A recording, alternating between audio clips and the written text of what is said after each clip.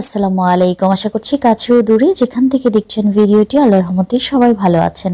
আলহামদুলিল্লাহ আমিও বেশ ভালো আছি। আজকে সকাল সকাল ব্লগটি শুরু করতে যাচ্ছি। এটা কিন্তু খুব সকালবেলার একটা ফুটেজ নেওয়া। এই সময় হচ্ছে 6টা বাজে, যখন বাইরে খুব একটা আলো ফোটে না। আর আমার ছেলে হচ্ছে এই সময়টাতে কোচিংয়ে যায়, আর কোচিংয়ে যাওয়ার আগে ওর ব্যাগটাকে এভাবে গুছিয়ে রেখে তারপরে বের হয়। ও যাবার পরে আমি সংসারের অন্যান্য কাজ করতে থাকি, কারণ আমাকেও বাসা থেকে 10:30 থেকে 11টার মধ্যে বের হয়ে যেতে হয়। আর এই সময়টাতে আমি আবার ওর রুমে এসেছি, যখন ওর কোচিং থেকে ফেরার টাইম হয়ে গিয়েছে, 9টা প্রায় বাজে। এখনও কিন্তু বাইরের কুয়াশা তেমন একটা কাটেনি। বাইরে ওই যে দূরে আকাশ পর্যন্ত কুয়াশা দেখা যাচ্ছে। তো আমার ছেলের কিছু কাপড় চোপড় ছিল বাড়তি, যেগুলো ওয়াশ করা ছিল, আমি এগুলো একটু গুছিয়ে ড্রয়ারে গুছিয়ে দিচ্ছি। ও 9:30টায় বাসায় ফিরবে, আর 10টার সময় আবার স্কুলের উদ্দেশ্যে রওনা দিয়ে দিবে। বাসায় ফিরতে ফিরতে ওর বেজে যাবে বিকেল 4টা। এত লং টাইম স্কুলে থাকে বলেই কিন্তু এখন সকালবেলা উঠে খুব ভারী নাস্তার আয়োজন করি, যেন ওর খেয়ে সারাদিন পেটটা ভরা থাকে। আমার বাসাটার পিছন দিকে একটা সঙ্গীতের স্কুল আছে, যেখানে নাচ ও গান শেখানো হয়। এই স্কুলটাতেই আজকে ফাংশন ছিল, তো আমরা একটু পরপর ঘুরে ঘুরে দেখছিলাম। আমরাও এর দর্শক হয়ে গিয়েছি। এদিকে আমি অফ ক্যামেরাতেই আমার লিভিং রুমটাও গুছিয়ে নিয়েছি। আজকে আমি বাইরে কোথাও যাব না, সেই জন্যই বাসার গোছগাছের কাজগুলো আমি আজকে সকাল থেকে উঠে করে নিচ্ছিলাম। আর এদিকে আমার মার বাসা থেকে হচ্ছে কিছু পিঠা পাঠিয়েছিল। আয়নের বাবা বাসায় আছে তো এখন, তো ভাবলাম যে আমরা তো খেয়েছি, এই বাটিগুলো ওর জন্য আলাদা করে রেখেছিলাম, ওকেও একটু সার্ভ করে দিই। ও এগুলো পিঠা খেতে অনেক বেশি পছন্দ করে। মেয়েরা যখন ঘরে বাইরে দুই জায়গাতেই কাজ করে, তখন কিছু না কিছু প্রভাব তো সংসারে পড়েই। যেমন আগে ভীষণ মজার মজার পিঠা বানিয়ে ওদেরকে খাওয়াতাম শীত আসলেই, কিন্তু এবার আমি বাইরের কাজের চাপে মনে হলো যে ওদেরকে তেমন পিঠা বানিয়েই খাওয়াতে পারিনি। কয়েক পদ বানিয়েছিলাম, তবে সেগুলো আর সময়ের অভাবে ভিডিও করে শেয়ার করা হয়নি। আপনারা যারা রেগুলার আমার ভিডিও দেখেন তারা কিন্তু জানেন যে আমি নতুন করে একটি বিউটি স্যালুন স্টার্ট করেছি, যেখানে আমাকে প্রচুর সময় দিতে হচ্ছে। এই জন্যই সংসারের সময়টা এখন কিছুটা কম দিচ্ছি। তারপরেও কিন্তু আমি আমার নিজের হাতেই আমার বাসার মেম্বারদের জন্য হচ্ছে কুকিংটা করি। আমি কখনোই রান্নাটা অন্য কারোর উপর চাপাতে চাই না। আর আজ আমি ডিসাইড করেছি যে যেহেতু রোজার সামনে, আমি এখন কয়েকদিন ছুটি নিয়ে হলেও আমি আমার বাসাটা ডিপ ক্লিন করব, সব কিছু ক্লিন করে রাখবো। রোজার আগে আগে আমি আরও বেশি ব্যস্ত হয়ে যাব সেই জন্য। তো আজকে ওদের পছন্দের পোলাও, গরুর মাংস এগুলো রান্না করছি। তো কি রান্না করছি সেগুলো আপনাদের সঙ্গে শেয়ার করব বলেই কিন্তু আজকের ভিডিওটি করা।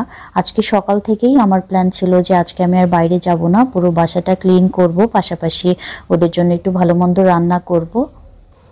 এই যে ছোট্ট একটা গাজর নিয়ে নিয়েছি, এটা আমি গ্রেট করে নিব। আমার বাচ্চারা পোলাও সবসময়ই হচ্ছে গাজরটা দিয়ে খেতে অনেক বেশি পছন্দ করে, সেই জন্য গাজরটা ছাড়া আমি পোলাও সাধারণত রান্না করি না বাসায় হলে।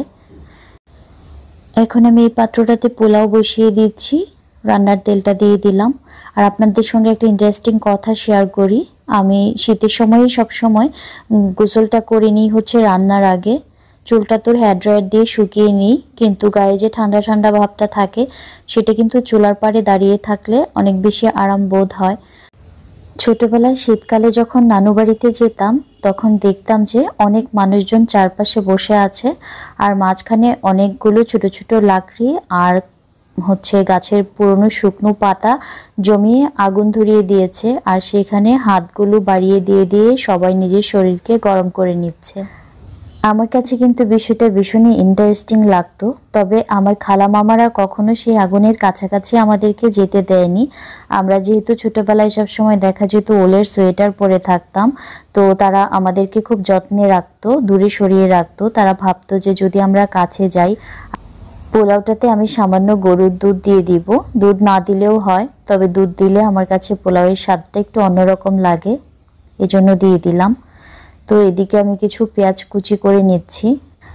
এদিকে কিন্তু আমার পোলাওটা রান্না হয়ে গিয়েছে। তো পোলাওটা নামিয়ে এখন আমি গরুর মাংসটা বসিয়ে দিব। পোলাও হতে তো খুব বেশি একটা সময় লাগে না। পেঁয়াজগুলো কেটে নেওয়ার আগেই কিন্তু পোলাও রান্নাটা শেষ হয়ে গেছে। তো আমি এখন একটা বড় সসপ্যান বসিয়ে দিয়েছি, এখানে কিছু গোটা গরম মশলা দিয়ে দিচ্ছি। এখন দিয়ে দিব রেগুলার রান্নার তেল। আমি সবসময় গরুর মাংস, খাসির মাংস এগুলো রান্না করলে সরিষার তেলটা ব্যবহার করে থাকি। আমি যে ঘানিতে ভাঙা সরিষার তেলটা বাসায় খাওয়া হয়, যেটা আনাই, সেটা শেষ হয়ে গেছে। অর্ডার দিয়েছি ওখানে 10 কেজি, তবে ওইটা আসতে আসতে একটু লেট হচ্ছে, সেজন্যই ছোট্ট একটা তেলের বোতল আনিয়ে নিয়েছিলাম দোকান থেকে। পেঁয়াজগুলো আজকে একটু বড় বড় করে কেটেছি তো, আর রসুনগুলোও থেতলে নিয়েছি। তো পেঁয়াজ রসুনটা আজকে ভাজা হতে একটু বেশি সময় লাগবে। তো ভাজা হয়ে যাওয়ার পর পানি দিয়ে দিয়েছি। প্রথম অবস্থায় কিন্তু ঠান্ডা পানি দেওয়া যায় মশলাগুলো যখন অ্যাড করব। পরবর্তীতে কিন্তু মাংস যখন কষানো হয়ে যাবে, এরপর কিন্তু আর কোনো ধরনের ঠান্ডা পানি মাংসতে ইউজ করা যাবে না, তাহলে কিন্তু মাংসের স্বাদ অনেক কমে যাবে। সবগুলো গুঁড়া মশলা অ্যাড করে দেওয়ার পরে আমি কিন্তু এখন পরিমাণ মতো আদা বাটাও এখানে অ্যাড করে দিচ্ছি।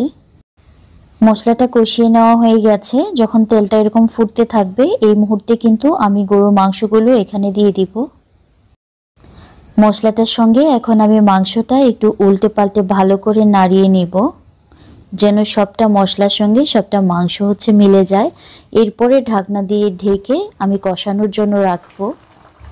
ভেজে নেওয়ার সময় যেহেতু পেঁয়াজটা আমি বড় বড় টুকরোতে দিয়েছিলাম, পরিমাণেও কম ছিল, এই জন্য গ্রেভিটা ঘন করার জন্য আমি এখানে কিছুটা বাটা পেঁয়াজও দিয়ে দিলাম। আর এখানে রাঁধুনির যে গরুর মাংসের মশলাটা আছে, সেখান থেকে আমি কিছুটা মশলা অ্যাড করে দিচ্ছি। এতে করে কিন্তু মাংসের স্বাদটা অনেক গুণ বাড়ে আমার কাছে মনে হয় আর কি।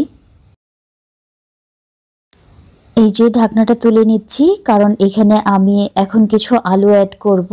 বাবুর আব্বু আলুটা মাংসের সঙ্গে খেতে অনেক বেশি পছন্দ করে। ওর পছন্দের কারণেই মূলত আমি মাংসতে সবসময় আলুটা অ্যাড করে দিই। আমার মূলত আলু দিয়ে মাংস কখনোই পছন্দ ছিল না। আজকে আমরা দুজনেই কিন্তু বাইরের কাছ থেকে ছুটি নিয়েছি, কারণ আমরা বিকেলবেলা একটু ডাক্তারের কাছে যাব। তো হাতে যেহেতু সময় ছিল, তাই বাসা গোছানোর কাজ, তারপর ওদের জন্য একটু ভালো মন্দ রান্না করার প্ল্যান, এগুলো আমি করেছিলাম। আর ও যখন বাসায় চলে আসে, তখন বেগুনের মশলাগুলো ও নিজের হাতে মাখিয়ে দিচ্ছিল। আমার জামাই আসলে ভীষণ হেল্পফুল। আমরা সব সময় সংসারের কাজগুলো মিলেমিশেই করে থাকি। ও কখনোই আমাকে একা কোনো কাজে ছেড়ে দেয় না, সব সময় সাহায্যের হাতটা বাড়িয়ে রাখে আমার দিকে। তো সেই যে আপনাদের বলেছিলাম না, সকাল সকালের দিকে, এখন তো প্রায় দুপুর, এখানে স্কুলটার অনুষ্ঠান কিন্তু এখনো শেষ হয়নি, ওদের নাচের প্রোগ্রাম হচ্ছিল। ও বাসায় চলে আসার পরে আমি একদম রিল্যাক্স হয়ে গেছি। এখন বাদবাকি যে কাজ থাকবে ওই করে নিবে। বেগুন ভাজাটা ও নিজের হাতে মাখিয়ে দিল, তারপর মশলা যখন মাখিয়েছি কিছুক্ষণ রেখে দিয়ে তারপর ও নিজের হাতেই তেলে দিয়ে দিল। ও আসার পরে আমি একটু বেশি সময় পেয়েছিলাম, সেজন্য আমি আর আদিয়ান দুইজন মিলে এখানে প্রোগ্রাম দেখার জন্য আবার ব্যালকনিতে চলে এসেছি। এখন একক নৃত্য পরিবেশন হচ্ছিল। নাচ গান অনেক দেখেছি, তবে এদিকে দুপুর গড়িয়ে প্রায় বিকেলের মতো হয়ে যাচ্ছে। আয়ানের স্কুল আজকে 4টা পর্যন্ত হয়নি, আরও আগেই ছুটি হয়ে গেছিল। ওর বাবা গিয়ে ওকে নিয়ে এসেছে। তারপর আমরা একটু লেটেই আজকে দুপুরের খাবারটা খেতে বসেছি। কেন জানি না, সবসময় আমাদের একসঙ্গে খেয়ে অভ্যেস, তো আয়ানকে ছাড়া খেতে বসলে কিছুতেই ভালো লাগে না, মন কেমন যেন আনসান করে, মনে হয় ও নাই, কিভাবে খাবো। তবে এখন খাওয়ার অভ্যেস করতেই হবে, বিশেষ করে দুপুরবেলার খাওয়াটা। আয়ান যেহেতু দুপুরবেলা আর বাসায় থাকবে না, ওর স্কুল ছুটি হবে 4টায়। এখন জানুয়ারি মাস তো, স্পোর্টসের টাইম, এই জন্য আজকে 2টা 20-এ ছুটি হয়ে গিয়েছে। আসতে আসতে 2:45 বেজেছে, তারপর আমরা খেতে বসেছি। খাওয়ার পরে যেটা হয়, আমরা 4জন মিলেই এক বিছানায় শুয়ে পড়ি। এরপর আর রাজ্যের গল্প আমাদের মধ্যে হয়, বিশেষ করে আমার আর ওর বাবার। ছোটবেলা আমরা কি করতাম, কি খেতে পছন্দ করতাম, কি খেলতে পছন্দ করতাম, এই ধরনের রাজ্যের গল্পগুলো করতে করতেই আমাদের বিকেল হয়। আর আজকে তো সন্ধ্যায় নেমে গেল। তারপর আমরা ডাক্তারের কাছে যাওয়ার উদ্দেশ্যে রওনা দিয়ে দিলাম। আপনাদেরকে তো আগেই বলেছিলাম যে আজকে একটু ডাক্তারের কাছে যাব। তো ডাক্তারের চেম্বারে চলে এসেছি, আর এসে এখানে অপেক্ষা করছি। পৃথিবীতে আমার কাছে কয়েকটা কঠিন কাজের মধ্যে ডাক্তারের চেম্বারের সামনে বসে অপেক্ষা করাটাকে একটা অন্যতম কঠিন কাজ মনে হয়। ডাক্তারের সামনে যখন মানুষ যায়, বা ডাক্তারের চেম্বারের সামনে যখন যায় একটা মানুষ, তখন সে অসুস্থ থাকে, তাকে আসলে অপেক্ষা করানোই উচিত না। তারপরও এই জায়গাটাতেই সবচেয়ে বেশি অপেক্ষার প্রহর গুনতে হয়। যে ব্যাপারটা আসলে কি বলবো, রুগী তো আর আমি একা না, আমার মতো এরকম আরো অনেক অনেক আছে। এজন্যই কিছু বলার নেই। আজকের মতো বিদায় নিয়ে নিচ্ছি। ভালো থাকবেন। আল্লাহ হাফেজ।